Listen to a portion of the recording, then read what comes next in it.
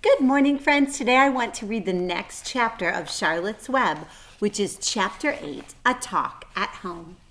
On Sunday morning, Mr. and Mrs. Arable and Fern were sitting at breakfast in the kitchen. Avery had finished and was upstairs looking for his slingshot. "Did you know that Uncle Homer's goslings had hatched?" asked Fern. "How many?" asked Mr. Arable. "7," replied Fern. "There were 8 eggs, but 1 egg didn't hatch, and the goose told Templeton she didn't want it anymore, so he took it away."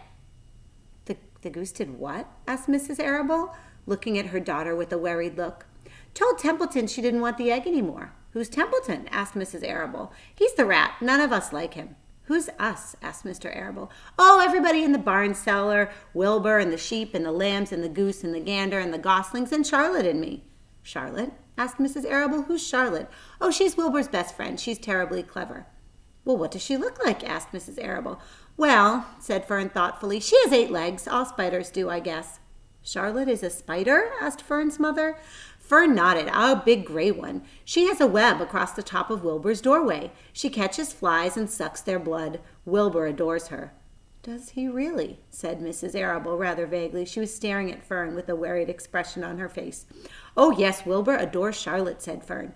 "Do you know what Charlotte said when the goslings hatched?" "I haven't the faintest idea," said Mr. Arable. "Tell us." "Well, when the first gosling stuck its little head out from under the goose, I was sitting on my stool in the corner, and Charlotte was on her web. She made a speech. She said, 'I am sure that every one of us here in the barn cellar will be gratified to learn that after 4 weeks of unremitting effort and patience on the part of the goose, she now has something to show for it.' Don't you think that was a pleasant thing to say?" "Yes, I do," said Mrs. Arable. "And now, Fern, it's time for Sunday school. Tell Avery to get ready. And this afternoon you can tell me more about what goes on in Uncle Homer's barn. Aren't you spending a lot of time there? You go there almost every afternoon, don't you?" "I like it there," replied Fern. She wiped her mouth and ran upstairs.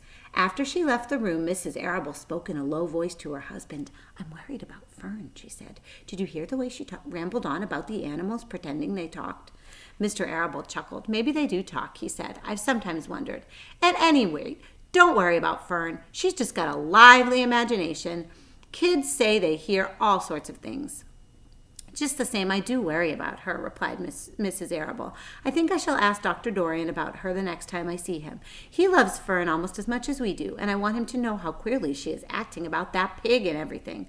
I don't think it's normal. You know perfectly well animals don't talk." Mr. Arable grinned. "Maybe our ears aren't as sharp as Fern's." And that's the end of Chapter 8, and we will read Chapter 9 tomorrow. Take care, friends.